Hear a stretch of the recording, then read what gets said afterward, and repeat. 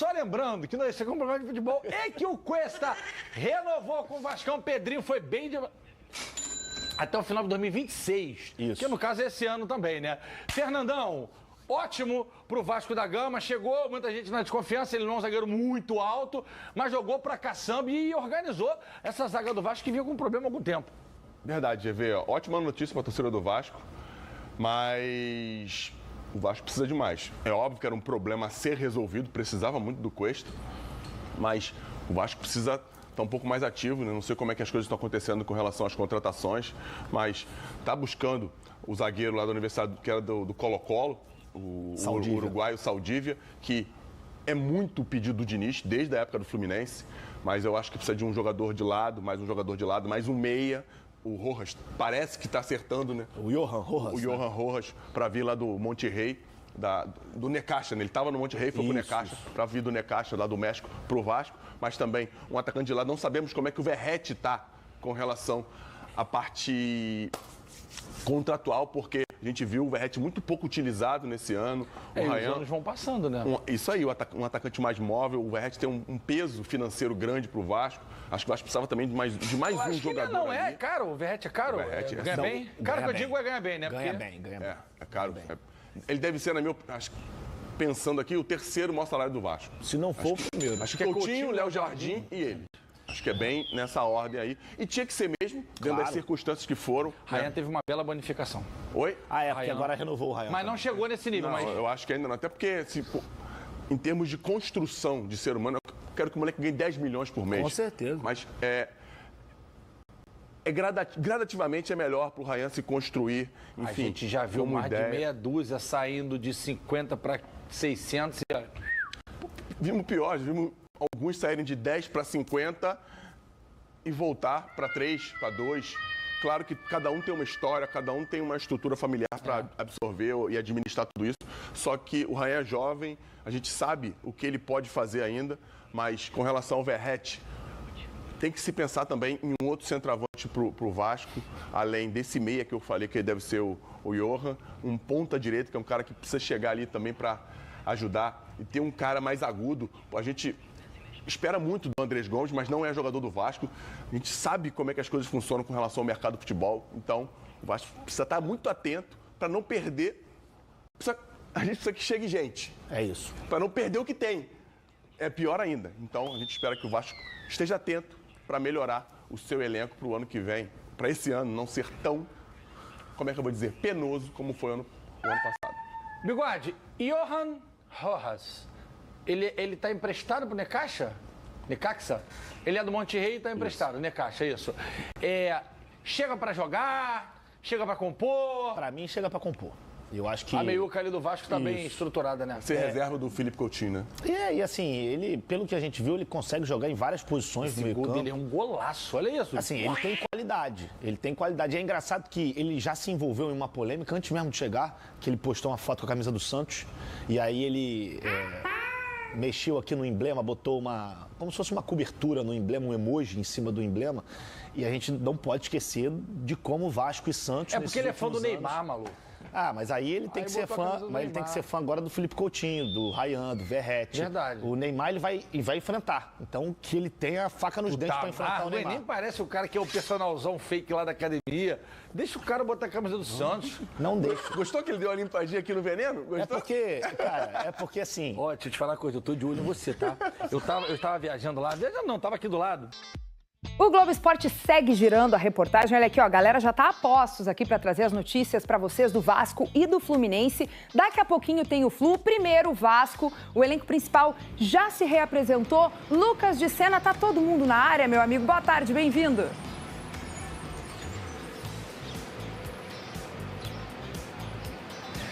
Oi, Kelly, tudo bem? Muito boa tarde a todos e todas que nos acompanham no Globo Esporte. A representação do elenco principal do Vasco foi ontem à tarde. E dessa representação só não participaram o Coutinho e o Rayan, mas eles tinham autorização prévia da diretoria do Vasco para não participar, até porque já tinham passado por todos os exames médicos. Eles se reapresentaram hoje pela manhã, treinaram normalmente com o grupo, então agora o Fernando Diniz conta com um elenco completo, inclusive com o Carlos Cuesta. O zagueiro tinha contrato com o Vasco de empréstimo só até ontem, mas aí a diretoria do Vasco acionou uma cláusula para a renovação desse empréstimo até o fim desse ano, e por essa renovação o Vasco vai pagar ao Galatasaray da Turquia 1,5 milhão de euros, algo próximo de 9 milhões e 700 mil reais. A diretoria do Vasco segue negociação com o Colo-Colo do Chile para tentar a contratação de outro zagueiro, o Alan Saldívia. Contratação por empréstimo com opção de compra. E o primeiro reforço a ser anunciado pelo Vasco para essa temporada deve ser o Johan Rojas, um meia colombiano de 23 anos que estava no Monterrey do México. Ele até já postou nas redes sociais um vídeo se despedindo do ex-clube, onde fez 22 jogos e marcou 3 gols. A chegada do Johan aqui no Rio de Janeiro é aguardada para a madrugada de quarta para quinta-feira para assinar contrato de empréstimo com o Vasco. Um abraço, Kelly! É isso aí, família vascaína, e esse foi aí o giro de notícias do Vasco nesta terça-feira, dia 6 de janeiro de 2026. E a gente segue atualizando vocês aqui, e aqui a gente tem o seguinte, a notícia falando que o Ryan não tem o desejo de deixar o Vasco neste momento. O novo salário após a renovação contratual é considerado bastante vantajoso e deu segurança ao atacante no Cruz Maltino. Ainda assim, o jovem segue recebendo sondagens e contatos de diversos clubes do futebol mundial.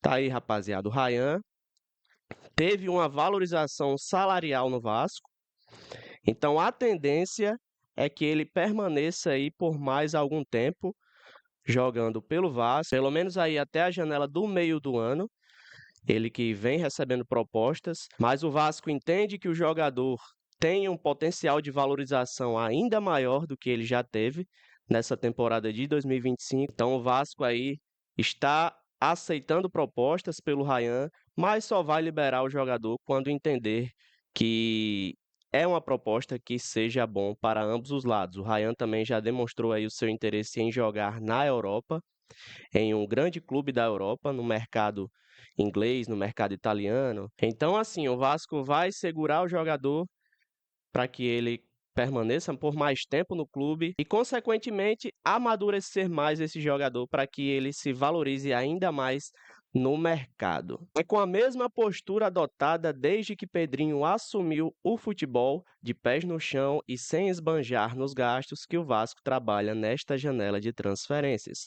A renovação do empréstimo de Carlos Cuesta, que fica até dezembro, foi o movimento mais recente e encerrou o pacote de urgências que precisavam ser resolvidas entre o fim de 2025 e o início de 2026.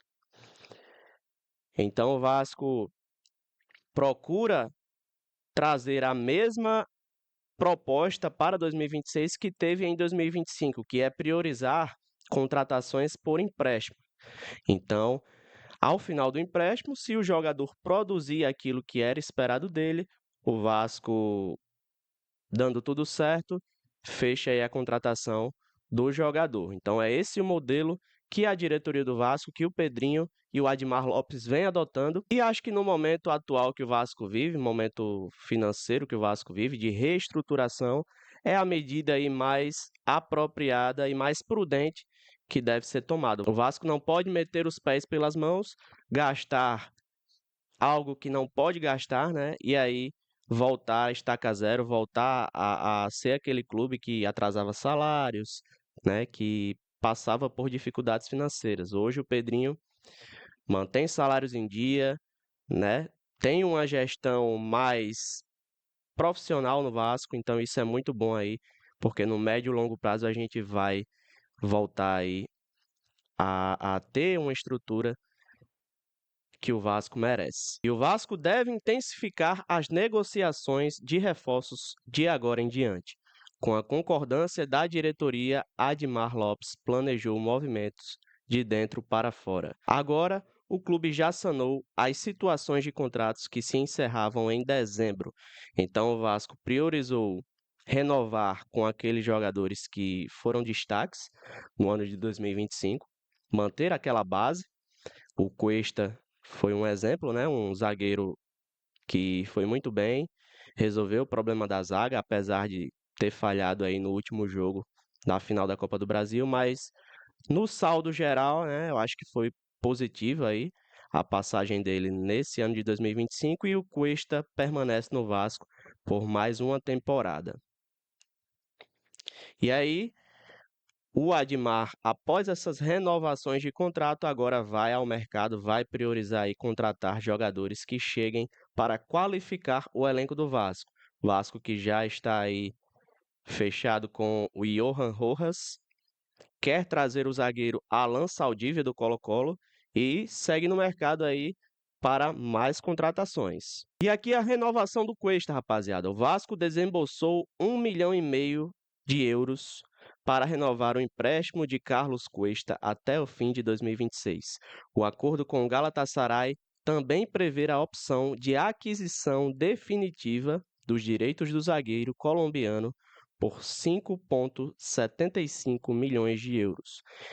Então o Vasco desembolsou aí 1,5 milhão de euros para contar com o Cuesta por mais uma temporada. E é aquilo, né? Se o Vasco resolver contratá-lo depois, ao final do empréstimo, esse valor aqui que o Vasco desembolsou irá ser abatido, muito provavelmente vai ser abatido no valor da compra do Cuesta. Então, acho que foi algo muito vantajoso para o Vasco. O Vasco que vai contar com o zagueiro aí por mais uma temporada. E se ele não continuar aí produzindo aquilo que se espera dele, o Vasco acho que ainda tem a opção de não contratar o jogador, né? Então, esse modelo aí de contratação é um modelo muito bom aí para o Vasco no atual momento. E a gente vai contar aí com um zagueiro de muita qualidade aí por mais um ano. E uma última notícia aí que saiu agora pela manhã diz que o Beşiktaş chegou a um acordo com Lucas Piton. O clube turco, no entanto, tem outros nomes em negociação para a lateral esquerda e em breve tomará uma decisão sobre qual jogador contratar para a posição.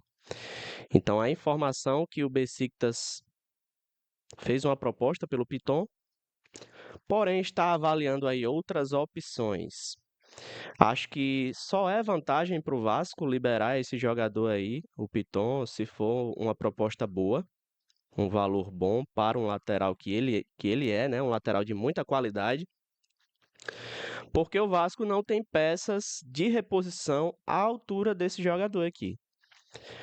Um lateral que, ao meu ver, no meu ponto de vista, é um dos melhores laterais na atualidade no Brasil. Então, se for vender, tem que ter uma peça de reposição à altura para substituir aí o Piton no Vasco. A gente que não teve opções aí nesse final de temporada, teve que improvisar o Puma na lateral esquerda, Puma que é um lateral direito.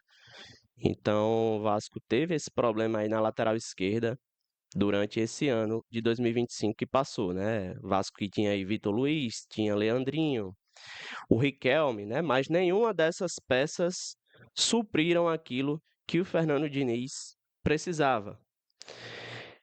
Então, esperamos aí que o Piton permaneça, um lateral de qualidade, apesar de algumas deficiências que ele tem, na parte defensiva principalmente, mas no geral um lateral bom, um grande lateral aí no futebol brasileiro atual. E se a gente perder ele, vai ser difícil repor aí a altura. Então a gente espera que o Piton permaneça ou que chegue uma proposta que seja muito boa para o Vasco. Então é isso, rapaziada. O Vasco indo ao mercado para fortalecer e reforçar o seu elenco para a temporada de 2026. O Vasco que estreia no Campeonato Carioca aí no dia 15 de janeiro contra o Maricá em São Januário. Então a ideia é reforçar esse elenco e manter a base de 2025 para qualificar ainda mais o elenco do Vasco para esse ano. E se você gostou do vídeo, deixe o seu like, se inscreva aqui no nosso canal e ative o sininho para não perder nada do gigante, rapaziada. Tamo junto, eu vou ficando por aqui. Saudações vascaínas. Um abraço.